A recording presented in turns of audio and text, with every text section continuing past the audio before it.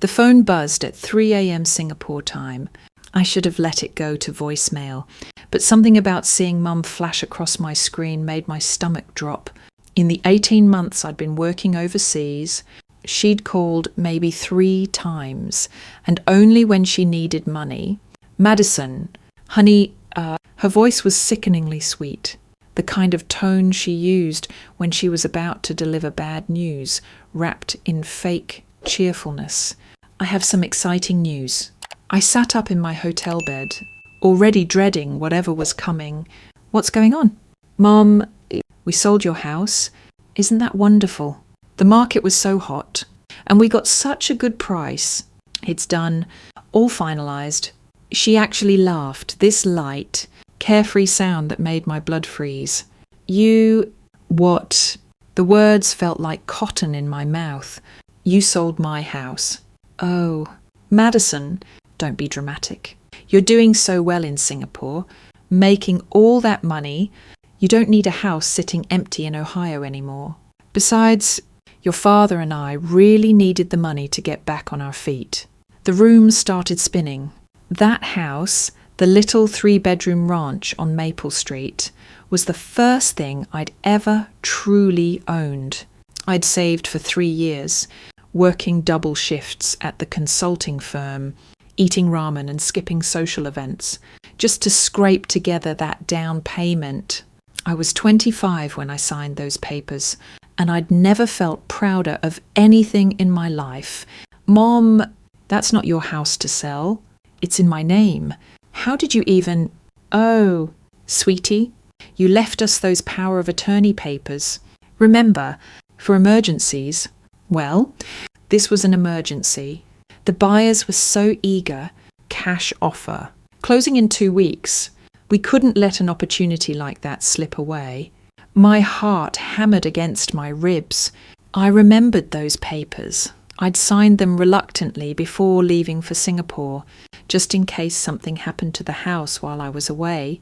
Never in my wildest nightmares did I think they'd use them to steal my home. Where's the money? Mom, where's my money from the sale?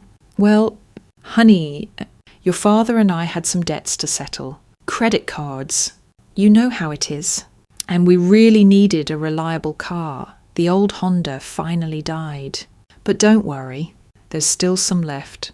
We're thinking of it as payback. For all those years, we raised you and supported you through college. The line went quiet except for my ragged breathing. 28 years old, and I was just now truly understanding who my parents really were. Madison, are you there? You're not upset. Are you? This is good news.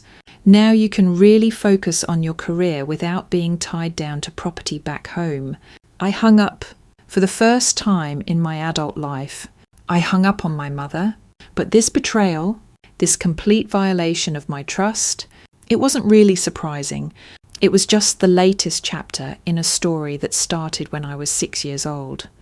And my parents told me Santa didn't come to our house because good little girls didn't ask for things their parents couldn't afford, while other kids got toys and games. I got lectures about being grateful for having a roof over my head. By the time I was in middle school, I was the family's built-in babysitter, maid, and emotional support system. When Dad lost his job during the 2008 recession, it became my responsibility to understand why there was no money for school clothes or birthday parties or anything that might make a 13-year-old feel normal. But somehow there was always money for Mum's cigarettes and Dad's beer. High school was when the dynamic really crystallised.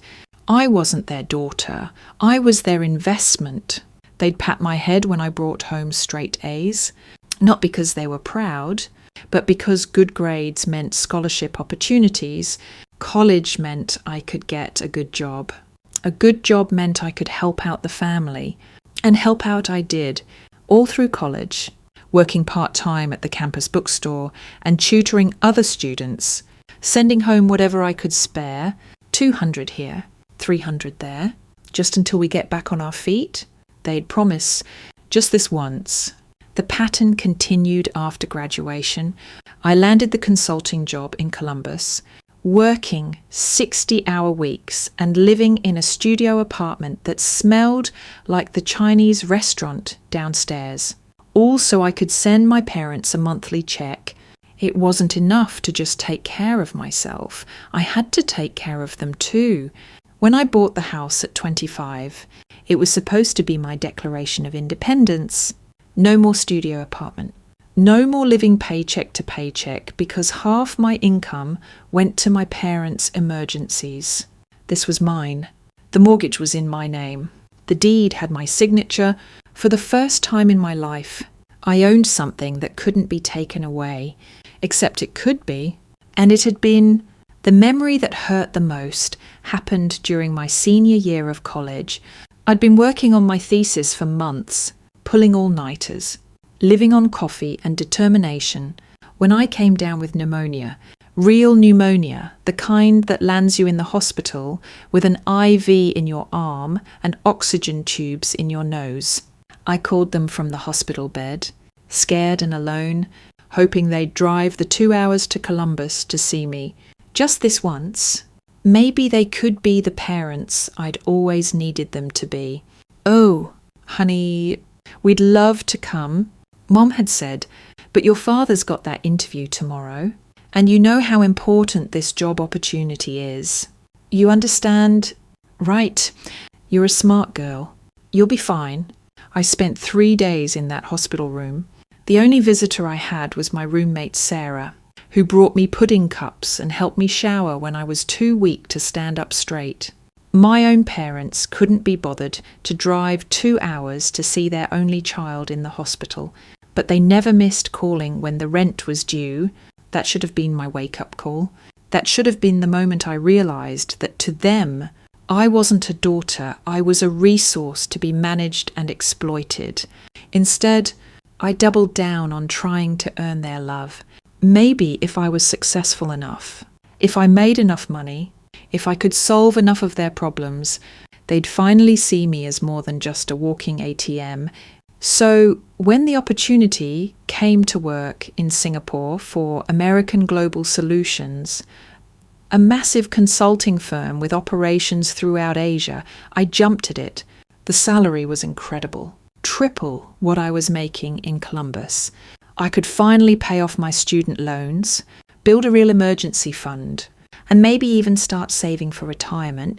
But most importantly, I could help my parents buy a house of their own, get them stable, get them set up. Maybe then they could be proud of me for reasons that had nothing to do with my bank account balance. Before leaving for Singapore, I made sure everything was taken care of. I arranged for a property management company to handle any maintenance issues with the house. I set up automatic bill payments. And yes, I gave my parents temporary power of attorney, just in case something catastrophic happened and decisions needed to be made quickly. I thought I was being responsible. I thought I was being a good daughter. For 18 months, I threw myself into work in Singapore. The projects were complex and challenging, exactly the kind of high-stakes consulting that made my brain light up. I was working with multinational corporations, helping them navigate regulatory challenges and optimize their operations across 12 different countries. The hours were brutal, but I was good at it, really good. My manager, David Chen, no relation, despite sharing my last name, was the first boss who ever seemed to see my actual potential. He didn't just praise me for working hard, he praised me for working smart. He gave me increasingly complex projects and seemed genuinely interested in my professional development. "Madison," he told me during one of our quarterly reviews, "you have something most consultants never develop. You can see the big picture and the tiny details simultaneously. That's rare. That's valuable." For the first time in my career, I felt like I was being seen as more than just a workhorse. I was being recognized as someone with strategic thinking abilities, someone who could lead teams and manage complex stakeholder relationships. It was intoxicating. The money was good too, so good that I could send my parents their monthly check without feeling the pinch. I could afford a nice apartment in Singapore, eat at actual restaurants instead of cooking pasta every night, and still save money. Real money, the kind of money that would let me think about buying a bigger house when I eventually moved back to the States. But the best part was the distance. 8,000 miles and 12 time zones meant that my parents couldn't drop by unexpectedly asking for favours. They couldn't guilt me into driving 3 hours to help them move furniture or fix their computer or mediate whatever drama had erupted between them and the neighbours. This time, for 18 months, I had something I'd never experienced before. Peace. And then came that phone call at 3 a.m. and suddenly I understood that there was no distance far enough to escape who my parents really were. The next morning, I called 3 different lawyers in Columbus. The first 2 told me what I already knew but didn't want to hear. The power of attorney documents I'd signed were broad enough to cover the sale. Technically, legally, my parents had the right to sell the house. The third lawyer, Janet Morrison, was different. She asked pointed questions about the circumstances of the sale, about whether I'd been contacted before the transaction, about whether my parents had discussed this major financial decision with me beforehand. "Madison," she said after reviewing the documents I'd emailed her, "there are some red flags here. Power of attorney doesn't give someone the right to make major financial decisions that primarily benefit themselves, especially without consulting the actual property owner. This could be considered financial abuse, even if it was technically legal. Financial abuse. I'd never thought of it that way, but hearing the words out loud made something click into place. This wasn't just about the house. This was about 28 years of being treated like a bank account with legs. What are my options? I asked. Well, you could file a lawsuit challenging the sale. It would be expensive and time-consuming, and there's no guarantee you'd win. Or, she paused, or you could treat this as the wake-up call it is and make sure they can never do this to you again. That afternoon, I called my bank and changed all my account information. I cancelled the automatic transfers that sent money to my parents every month. I changed my address to my Singapore apartment and made sure no mail would be forwarded to their house. And then I did something I'd never done before. I blocked their phone numbers. It should have felt liberating. Instead, it felt like I was floating in space, untethered from everything I'd ever known. Even if my relationship with my parents was toxic, it was still the only family relationship I had. Now I was completely alone, 8,000 miles from home, with no one to call when I needed to hear a familiar voice. But I wasn't really alone. I realised I had built something here in Singapore. I had work that challenged and fulfilled me. I had colleagues who respected my abilities. I had David Chen, who saw potential in me that I was only just beginning to recognise myself. The day after I blocked my parents' numbers, David called me into his office for what I assumed would be our regular project check-in.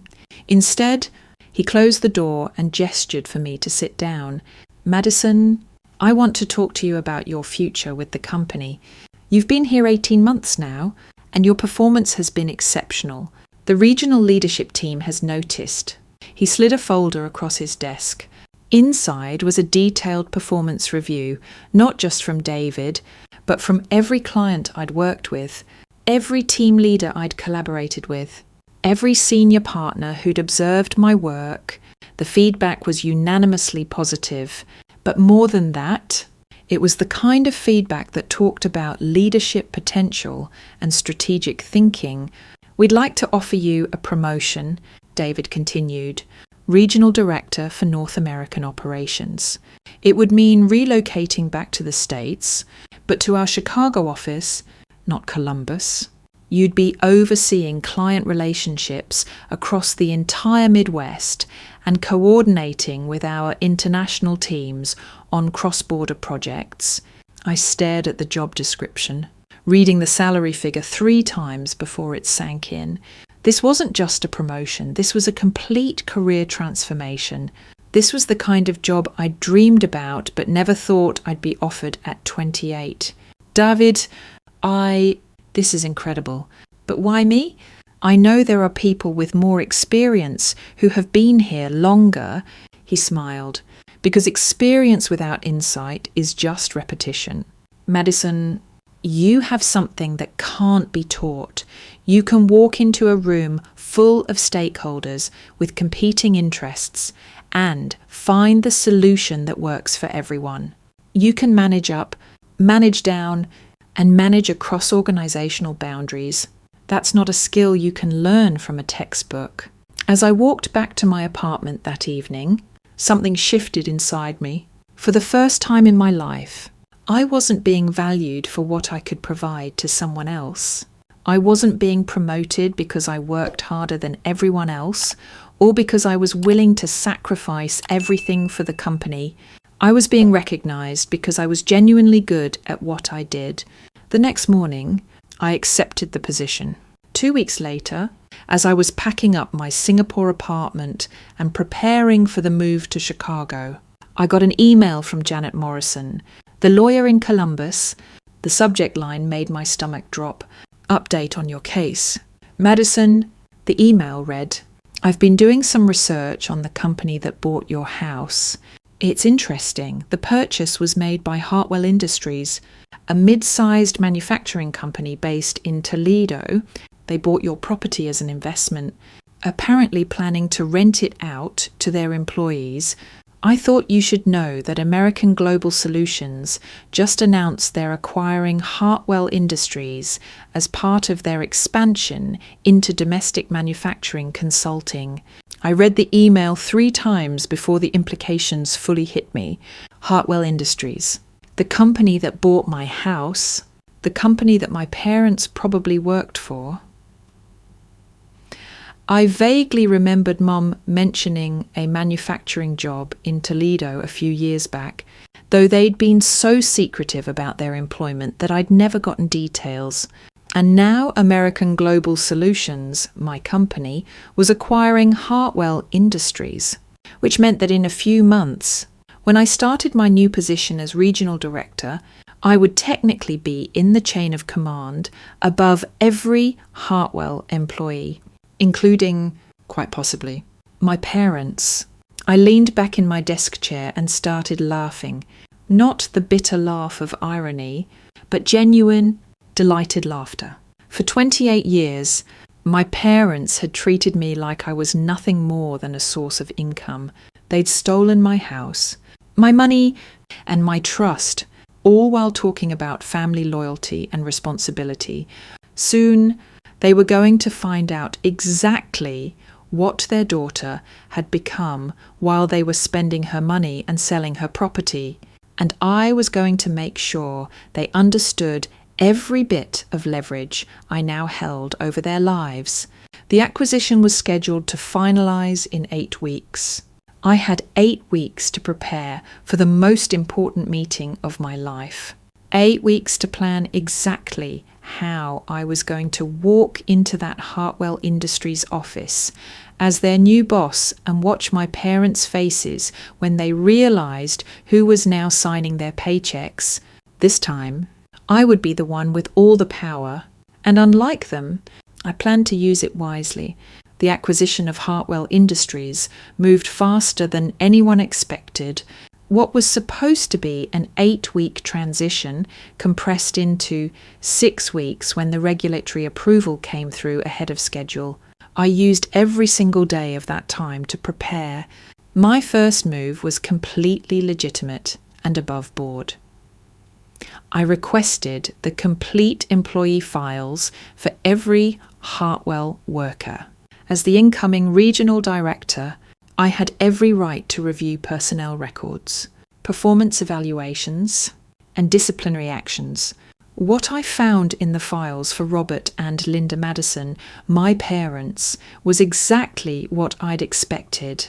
but somehow still disappointing, Dad had been written up 4 times in 2 years for tardiness and extended lunch breaks. Mom had 3 formal complaints filed against her for unprofessional conduct with customers, and 1 incident where she'd allegedly yelled at a client over the phone. Their direct supervisor had noted attitude problems and resistance to feedback in multiple quarterly reviews. But the real goldmine was their financial disclosure forms. Hartwell Industries required all employees to declare any potential conflicts of interest or significant debts that might affect their job performance. My parents had lied completely. They'd declared no significant debts when they actually owed over $40,000 in credit card debt. They'd failed to mention the foreclosure proceedings on the house they'd been living in before moving into my place.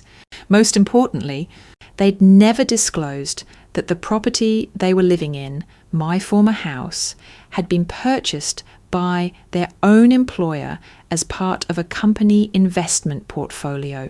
That last part was the smoking gun. My parents were essentially living in company housing without declaring it, potentially violating multiple employment policies, but I wasn't going to use this information right away. I had something much more dramatic in mind. The second phase of my preparation involved learning everything I could about Hartwell's operations, their corporate culture, and their management structure. The company had been family-owned for 3 generations before being sold to a private equity firm 5 years earlier. The private equity group had implemented cost-cutting measures that had made the work environment increasingly toxic. Layoffs, benefit cuts, mandatory overtime without additional pay. The employees were demoralized, productivity was down, and customer satisfaction scores were in free fall. American Global Solutions had acquired Hartwell not because it was a successful company, but because it had good manufacturing infrastructure that could be turned around with proper management, which meant that as the new regional director, I would have broad authority to restructure operations, including terminating employees who weren't meeting performance standards. David Chen had been explicit about my mandate during our final meeting in Singapore. Madison, Hartwell is a turnaround project. The previous management let things slide for too long. You have full authority to make whatever personnel changes are necessary to bring this company up to our standards. The third phase was the most delicate. I had to make sure my parents had no idea what was coming. Through a mutual friend from high school, Sarah, the same roommate who'd brought me pudding cups in the hospital, I learned that my parents had been bragging around town about how their daughter was some big shot consultant in Asia, making crazy money. They'd been using my success story to elevate their own social status while simultaneously spending the money they'd stolen from me. Sarah also told me something that made my blood boil all over again. My parents had told people that I'd given them permission to sell the house. Because I was too busy with my career to deal with property management, they were painting themselves as the responsible parents who'd helped their successful daughter with her real estate portfolio. The lies were so extensive and so detailed that I almost admired their creativity. Almost. But the most infuriating detail came when Sarah mentioned that my parents had moved from my old house into a brand new apartment complex. One that was apparently expensive enough that their neighbours assumed they'd come into family money. They were living better than they ever had, all on money stolen from me, while telling everyone what generous, supportive parents they were. The final phase of preparation was psychological. I had to get ready to see them again after 6 months of no contact. I had to prepare for the possibility that seeing them might make me emotional or cloud my judgment. Most importantly, I had to prepare to be professional and legally bulletproof in whatever actions I took. I spent 3 sessions with a therapist in Chicago, working through the complex emotions around confronting the people who'd stolen from me. Dr. Jennifer Wells was a specialist in family trauma and workplace psychology, exactly the combination I needed. Madison, she said during our final session, you have a right to feel angry about what they did, but you also need to be clear about what you're trying to accomplish. Are you looking for justice, revenge, closure, or something else entirely? That question stuck with me. What did I want? I wanted them to understand the consequences of their actions. I wanted them to realize that their daughter wasn't a resource to be exploited. I wanted them to face the reality of who they really were without being able to hide behind lies and manipulations. But mostly, I wanted to be free of them. Completely, permanently free. The day finally came. American Global Solutions had scheduled an all-hands meeting for Hartwell Industries employees to introduce the new management team. It was being held in the main conference room at the Hartwell facility, a beige, fluorescent-lit space that smelled like industrial carpet and desperation. I arrived 30 minutes early to set up, wearing my sharpest business suit, a charcoal grey Armani that I'd bought in Singapore, specifically for high-stakes client meetings. I wanted to look like exactly what I was, someone who had power and knew how to use it. The Hartwell employees filed in slowly, looking nervous and defeated. These people had been through multiple rounds of layoffs and management changes. They were expecting another grim announcement about cost-cutting and job eliminations. I watched from the corner of the room as my parents entered. They looked older than I remembered. Dad's hairline had receded further, and Mom had gained weight, but they carried themselves with an arrogance that was new. They were dressed better than the other employees, clearly spending money they hadn't earned. They took seats in the front row, positioning themselves like they were VIPs at their own company meeting. Mom was even chatting with other employees, probably telling them more lies about her successful daughter and her important connections. David Chen, who had flown in from Singapore for this transition meeting, called everyone to attention. Ladies and gentlemen, thank you for joining us today. As you know, American Global Solutions has acquired Hartwell Industries as part of our expansion into domestic manufacturing consulting. We're here to introduce you to your new leadership team. He gestured toward me. I'd like you to meet Madison Chen, your new regional director. Madison has been working with our international teams for the past 18 months and has an exceptional track record of turning around underperforming operations. She'll be speaking with all of you individually over the next few weeks to discuss the future direction of this company. I stepped forward, and for a moment that felt like slow motion. I watched my parents' faces change. First confusion. They were trying to process why this person had their daughter's name and looked familiar. Then recognition, the dawning realization that their daughter was standing at the front of the room. Then shock, the understanding that their daughter was now their boss. Mom's face went completely white. Dad's mouth actually fell open. The other employees were looking back and forth between me and my parents, clearly sensing some kind of tension, but not understanding what was happening. "Good morning, everyone," I said, keeping my voice professionally pleasant. "I'm excited to be here and to begin working with all of you to improve operations and customer satisfaction at Hartwell Industries."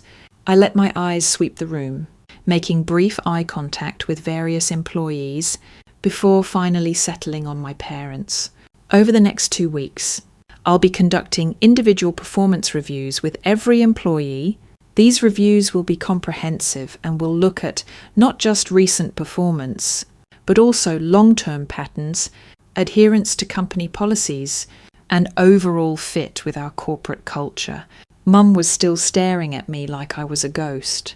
Dad had recovered enough to close his mouth, but his face had gone from white to red to purple. I want to be very clear about our expectations going forward. I continued. American Global Solutions has zero tolerance for dishonesty, unprofessional behaviour, or any actions that reflect poorly on the company. We believe that integrity and accountability are the foundation of good business relationships. I paused deliberately.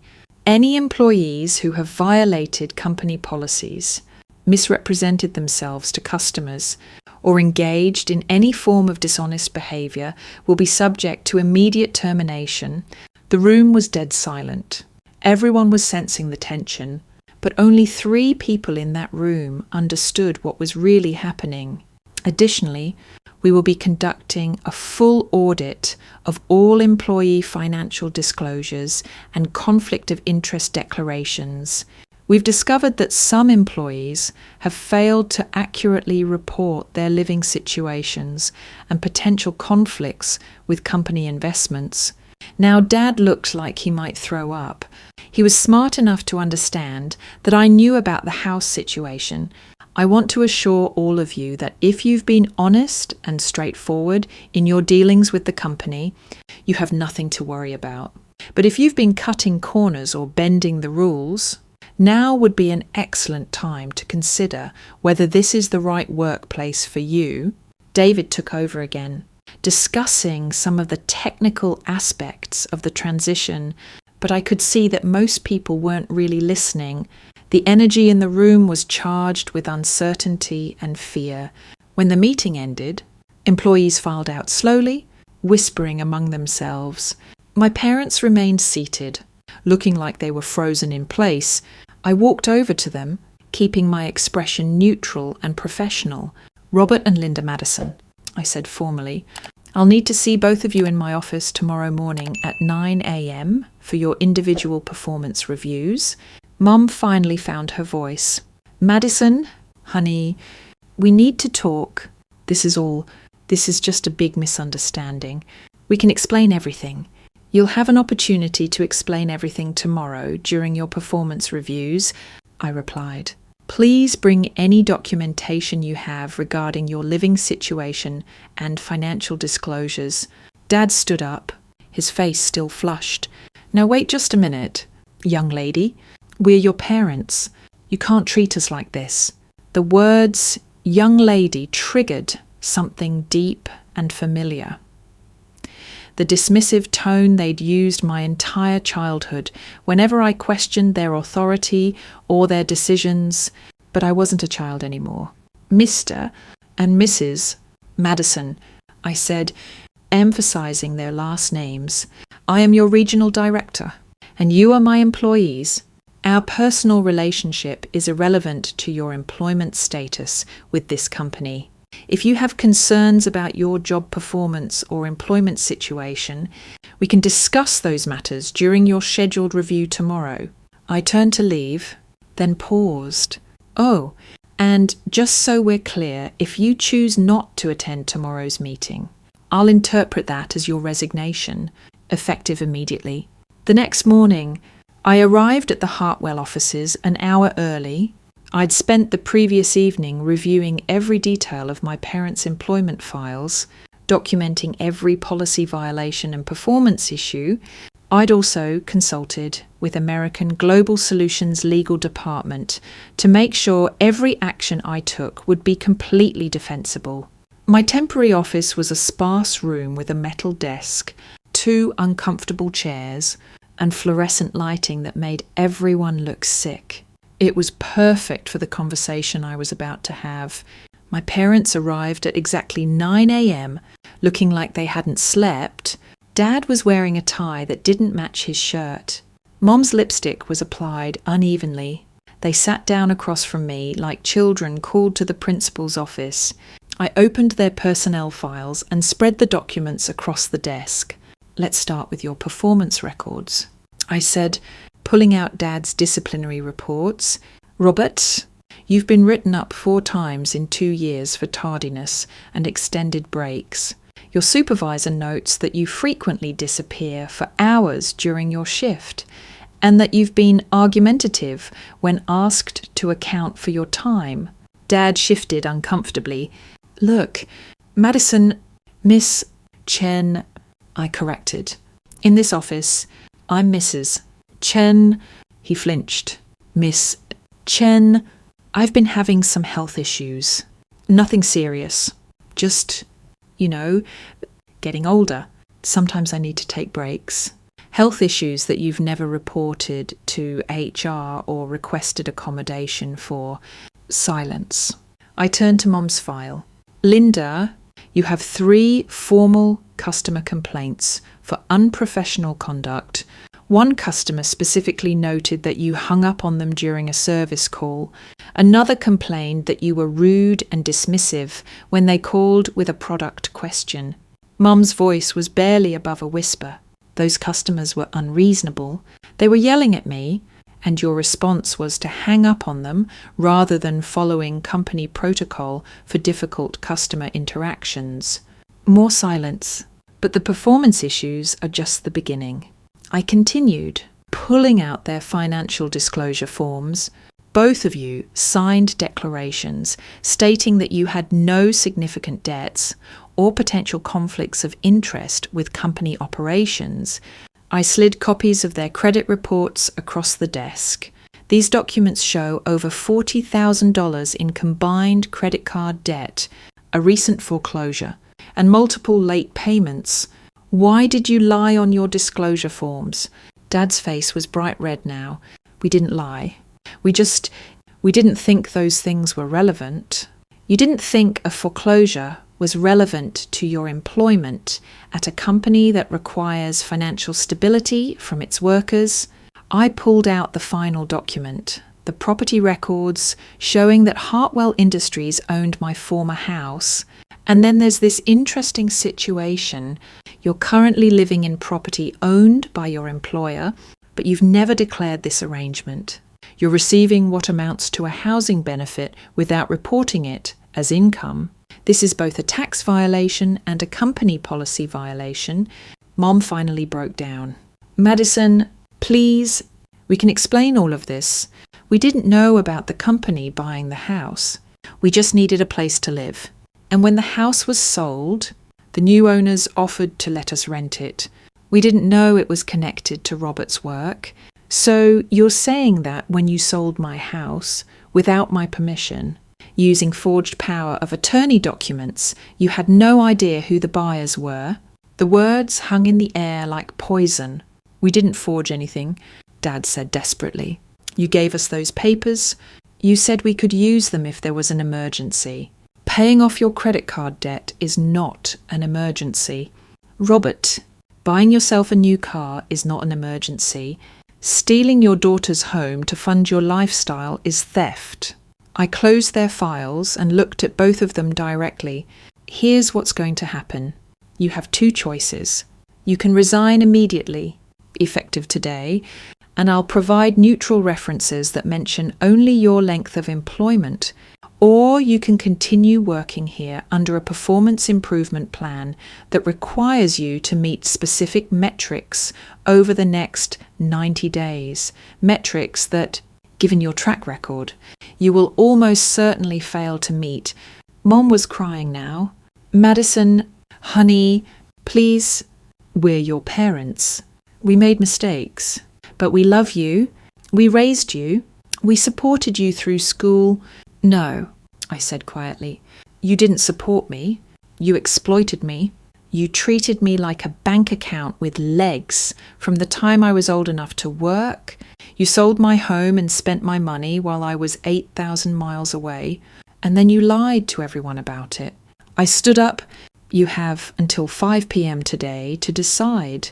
Resignation or performance improvement plan. Either way, you need to be out of the company housing immediately. Hartwell Industries doesn't provide housing to employees under disciplinary review. Dad slammed his hand on the desk. This is insane. You can't do this to your own family. Robert, I said, my voice getting colder, "You stopped being my family the moment you decided my house was yours to sell. Now you're just two employees who have violated multiple company policies and are facing the consequences." I walked to the door and opened it. "Clean out your desks, both of you." Today, as they stumbled out of my office, I heard Mum whispering desperately to Dad about calling me at home, about getting family members to intervene, about finding some way to make this right. But there was no making this right. There was only justice, clean, professional, and completely legal justice.